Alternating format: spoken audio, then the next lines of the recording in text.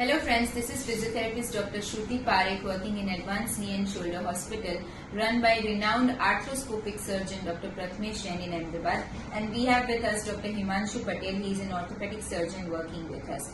So these days we are discussing about the most common disorders, and after the overwhelming response that we got for plantar fasciitis, we have come up with the topic today is tennis elbow, and that is also known as lateral epicondylitis in medical terms, and in layman term it is known as tennis elbow.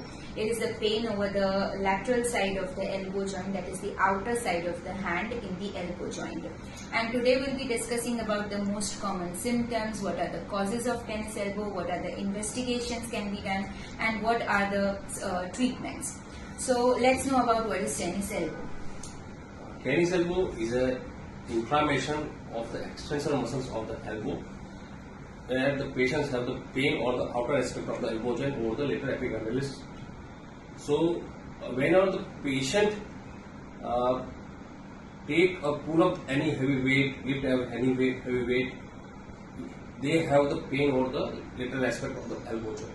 We call them as a tennis elbow or the lateral epicondylitis of the elbow joint. So these are the most common symptoms while lifting weights, lifting heavy weight or while like, extension movements. Yes, extension movement or doing some driving motor two-wheelers. Also the patients like sports persons. The tennis elbow are more common in sports persons like cricketers, baseballers, and in some patients, if they have the blunt trauma over the lateral aspect of the elbow, they can also develop the lateral epicondylitis or the tennis elbow. Okay. Well, how can we investigate that a patient has a tennis elbow? Basically, the tennis elbow can be diagnosed by the clinical test. Okay, and then another investigation is the MRI.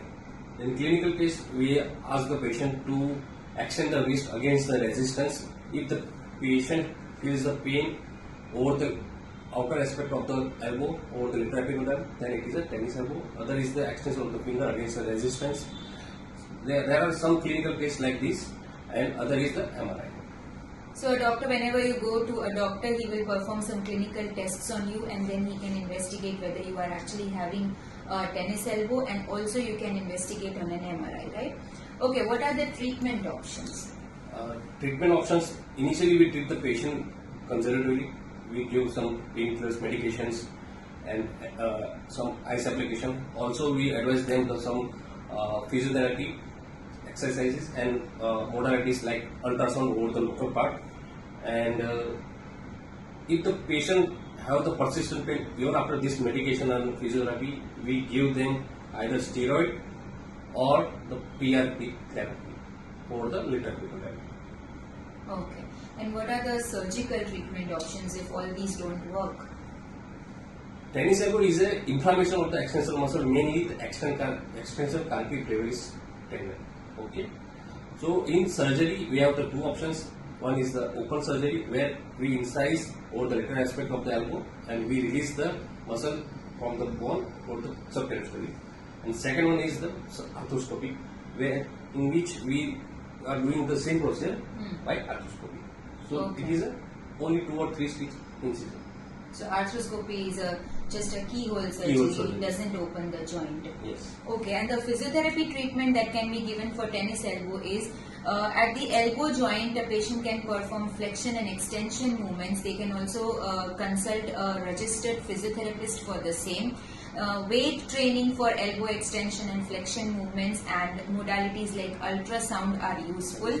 And in elbow movements, we can be doing some bicep curls and hammer curls, and also we can be doing some wrist movements which can also help the elbow joint.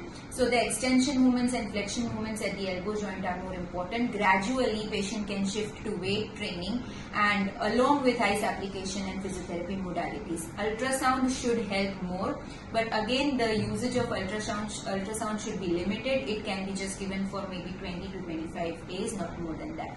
Thank you very much.